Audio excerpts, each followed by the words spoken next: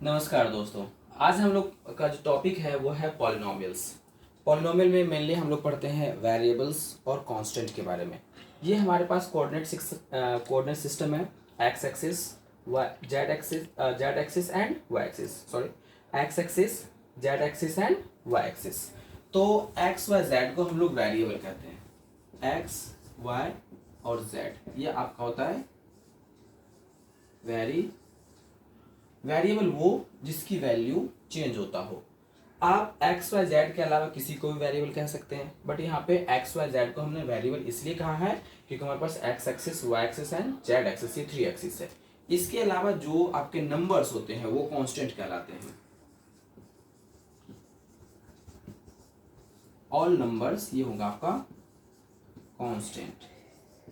Algebraic term एक होता है, उसके पास क्या क्या होता है?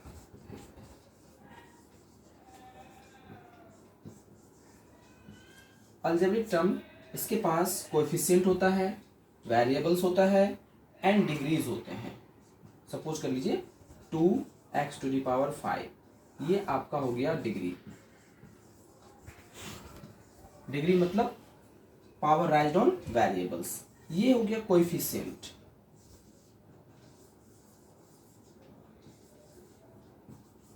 और ये जो x है इसको हम लोग कहेंगे वेरिएबल। दैट मीन्स किसी भी अलजेब्रिक टर्म्स के पास कोएफिशिएंट होता है, वेरिएबल्स होता है और डिग्री होता है। वेरिएबल का जो पावर होता है वही डिग्री होता है। The power राइज्ड on variable is called degree. Degree negative नहीं हो सकता है एंड फ्रैक्शन नहीं हो सकता है। ये क्या होगा? A positive integer. डिग्री हमेशा पॉजिटिव इंटीजर्स होता है। Variable x y z and coefficient एक नंबर है जो कुछ भी हो सकता है। अब इसके बाद आपका आता है लाइक टर्म और अनलाइक टर्म।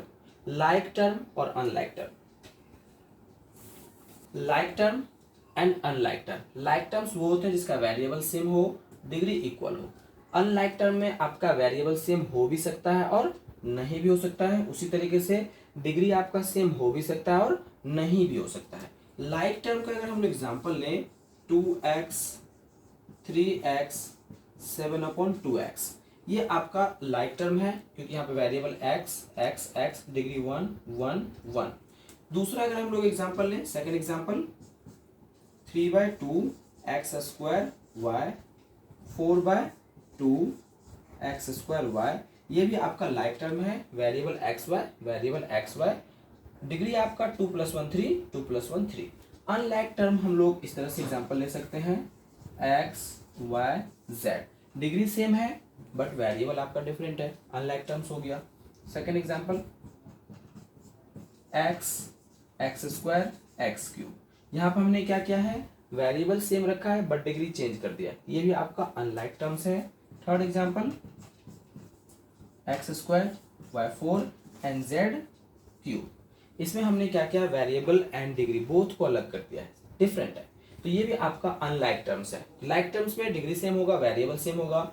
अनलाइक टर्म में डिग्री सेम नहीं होगा, वेरिएबल भी सेम नहीं होगा, या दोनों सेम नहीं हो सकता है।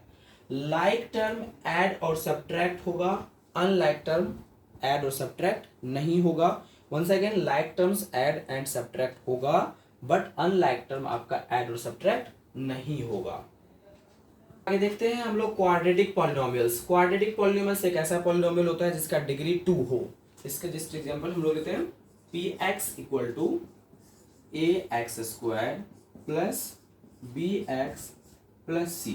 ये आपका एक क्वाड्रेटिक पॉलिनोमियल है, x का पॉलिनोमियल है इसलिए आप हमने x का यूज किया है। इसका डिग्री 2 है। कंडीशन है इसमें आप a कभी 0 नहीं करेंगे। a क्या है, कोएफिशिएंट ऑफ x², b क्या है, coefficient of x and c क्या है, कांस्टेंट टर्म।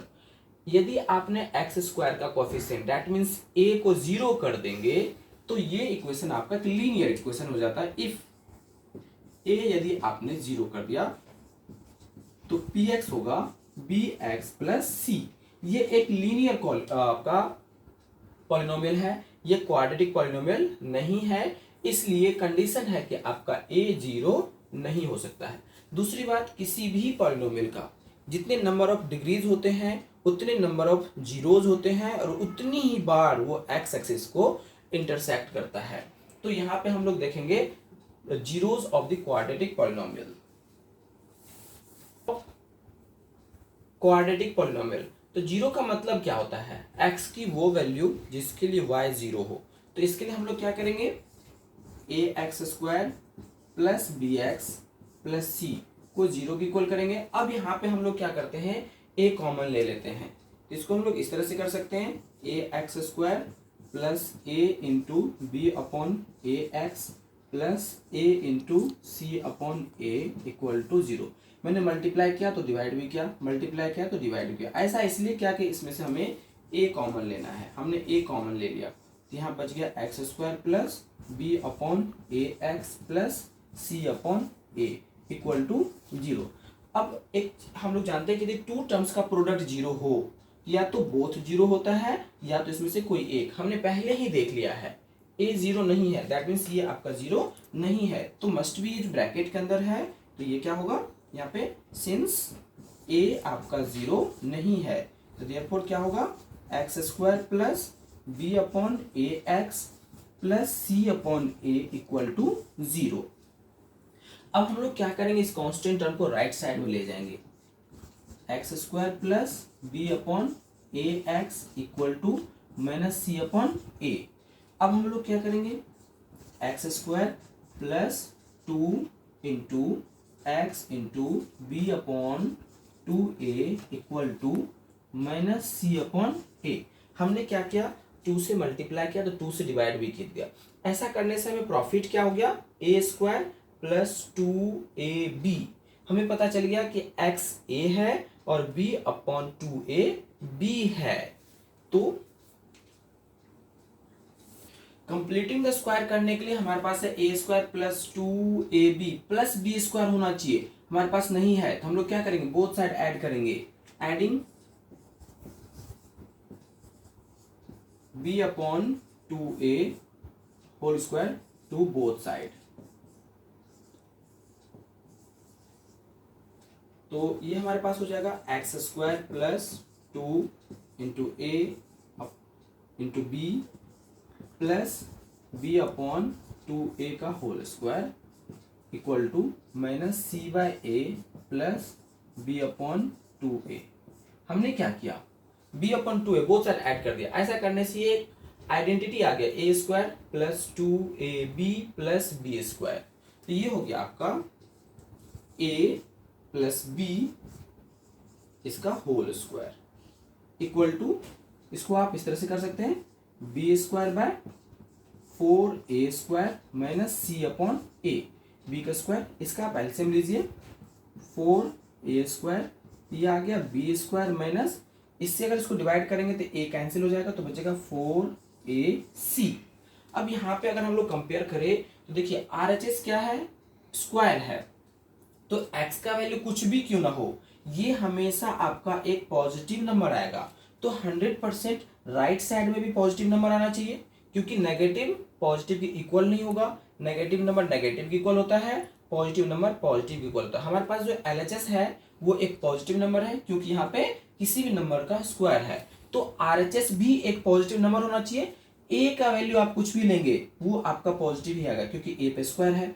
तो ये जो आपका है टर्म, ये हमें बताएगा कि आपका सॉल्यूशंस क्या होगा। तो बी स्क्वायर माइनस फोर इसी पे डिपेंड कर रहा है इसका नेचर। तो बी स्क्वायर माइनस फोर इसी आपका कहलाता है discriminant, since nature of solution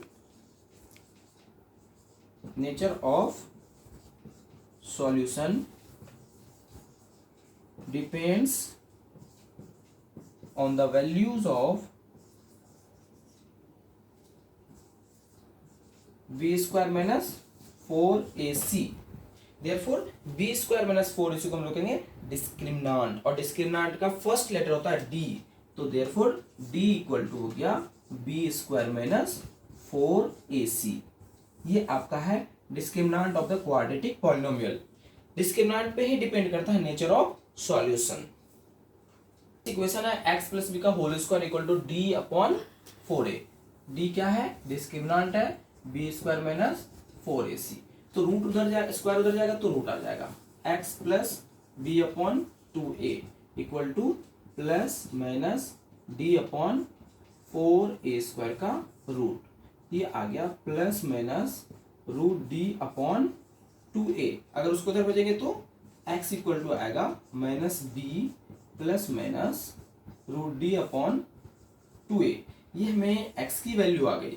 x का वैल्यू यहां से कितने आ गए 2, तो x इक्वल टू आ गया एक बार minus b plus root d upon 2a।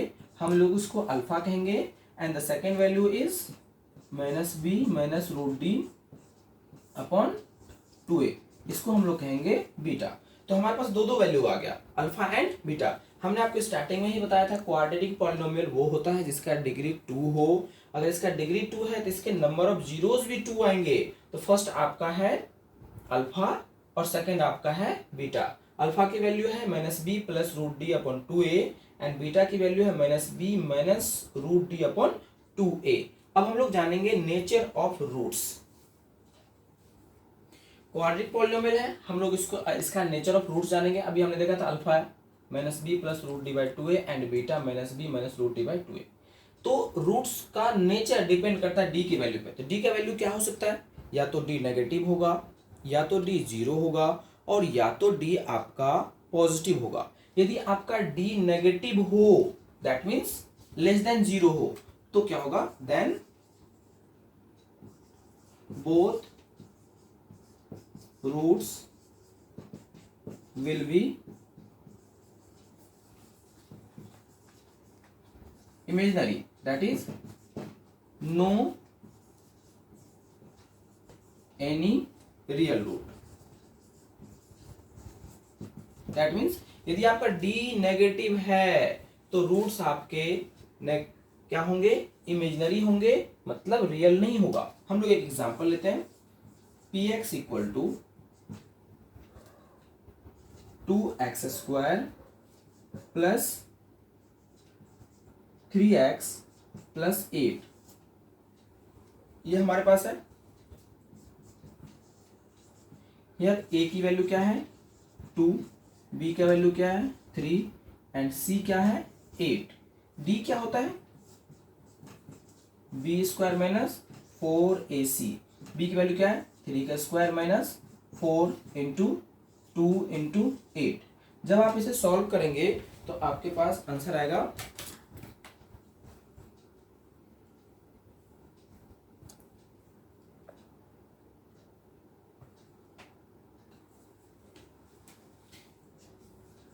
Minus का 55 जो लेस देन जीरो है। तो यहाँ पे d नेगेटिव है तो दैट मीन्स ये जो आपका पॉलिनोमियल है इसका कोई भी रियल रूट नहीं है। So no any real roots, इस पॉलिनोमियल का कोई भी रियल रूट नहीं है। तो दैट मीन्स यदि d नेगेटिव है तो नो रियल रूट। सेकेंड आपका if d is zero then both roots will be real and equal.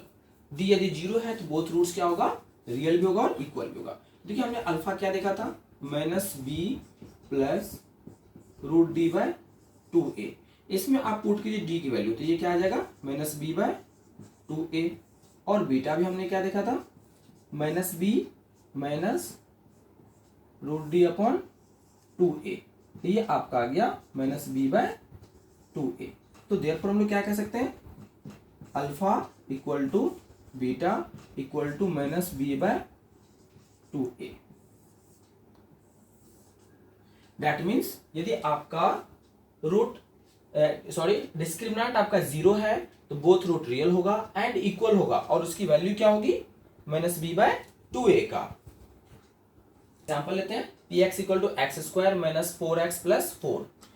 Here a की वैल्यू क्या है 1, b का वैल्यू क्या है माइनस 4 एंड c का वैल्यू क्या है 4। हम लोग डिफाइन करेंगे since d equal to b square minus 4ac। b की वैल्यू हमारे पास क्या है माइनस 4 इंटू 1 इंटू 4 4 4 जा 16 16 माइनस 16। तो देयरफॉर d का वैल्यू हमारे पास आ गया 0। तो इस कंडीशन में अल्फा एंड बीटा क्या होगा alpha equal to beta equal to minus b upon 2a। तो माइनस b की वैल्यू हमारे पास क्या है, -4/2 और a की वैल्यू है 1। तो therefore alpha equal to beta equal to, ये आपका कैंसिल हो जाएगा और वो आ जाएगा 2। तो अल्फा और बीटा बोथ हमारे पास क्या आ जाएगा, 2 आ जाएगा। आप इसको वेरीफाई भी कर सकते हैं, मिडिल टर्म स्प्लिटिंग मेथड से सॉल्व करेंगे तब भी आपका अल्फा और बीटा की वैल्यू 2 ही आएगा। नेक्स्ट कंडीशन हम लोग देखते हैं, D greater than 0, that is D आपका पॉजिटिव है। तो इस कंडीशन में बोथ रूट क्या होता है, रियल होता है एंड अनइक्वल होता है, रियल एंड अनइक्वल। तो that means alpha minus b plus root d by 2a होगा एंड बीटा आपका minus b minus root d by 2a होगा। एक बात आप याद रखेंगे, यदि d कोई पॉजिटिव नंबर है तो अल्फा और बीटा एक दूसरे का कंजुगेट आया है। क्या आया है, कंजुगेट। इसका हम लोग एग्जांपल ले लेते हैं। px की वैल्यू अगर हमारे पास हो x² प्लस 3x प्लस 6, तो इस कंडीशन हम लोग डिफाइन करेंगे। a की वैल्यू क्या है हमारे पास 1, b क्या है -3 एंड c क्या है 6। Since d equal to b² minus 4ac, तो b की वैल्यू क्या है -3 का स्क्वायर हमने किया -4 इंटू 1 इंटू 6। इसको जब आप सॉल्व करेंगे तो आपके पास आएगा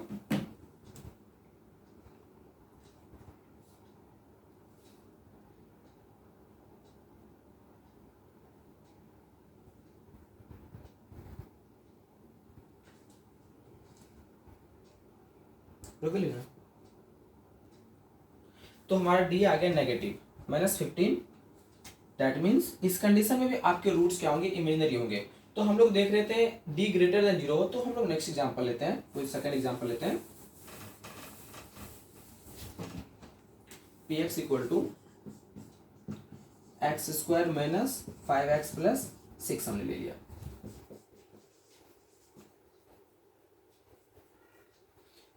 a की वैल्यू क्या है, ये हमारे पास क्या है -5 एंड c की वैल्यू क्या है 6। हम लोग डिफाइन करेंगे d equal to b² minus 4ac। b की वैल्यू क्या है -5 का स्क्वायर कर दिया -4 इंटू 1 इंटू 6। इसको जब आप सॉल्व करोगे तो ये 1 आएगा जो ग्रेटर देन 0 है। तो इस कंडीशन में आपके बोथ रूट्स क्या होंगे, डिफरेंट होंगे। अब यहाँ पर हम लोग अल्फा फाइंड करेंगे। अल्फा क्या है देखिए -b, मतलब -b की वैल्यू हमारे पास क्या है -5 plus root d upon 2 into 1। A की वैल्यू क्या है हमारे पास 1 है, तो ये आपका आ गया 5 प्लस 1 अपॉन 2, तो दैट मीन्स 6/2, तो ये आ गया 3। और बीटा हमारे पास क्या आ जाएगा -b -5 minus root 1 upon 2 into 1। जब इसको सॉल्व करेंगे तो 5 माइनस 1/2, तो 4/2, दैट मीन्स 2। तो ये और ये 3 एंड 2 ये हमारे पास क्या आ गया, डिफरेंट रूट्स आए। तो हमने क्या कहा, डी यदि पॉजिटिव हो दैट मीन्स ग्रेटर देन 0 हो तो रूट्स आपका क्या होगा, रियल एंड अनइक्वल होगा। अब हम लोग इसको ग्राफ पे प्लॉट करते हैं। Graph of quadratic polynomial, quadratic polynomial है ax² plus bx plus c, a 0 नहीं है। अभी हमने इससे पहले देखा इसके 2 रूट्स आए थे, अल्फा वो क्या आया था -b plus root d upon 2a and beta ये क्या आया था -b minus root d upon 2a। तो ये जो बोथ है वो x की वैल्यू है। अगर हम लोग इसको ग्राफ पे इस तरह से प्लॉट करें, x एक्सिस y एक्सिस, ये अल्फा आपका प्लस है तो मतलब कहीं पर पॉजिटिव होगा इस तरह से, और बीटा आपका क्या है नेगेटिव है, तो ये आपका इस साइड में होगा। इसके ग्राफ इस तरह से आते हैं,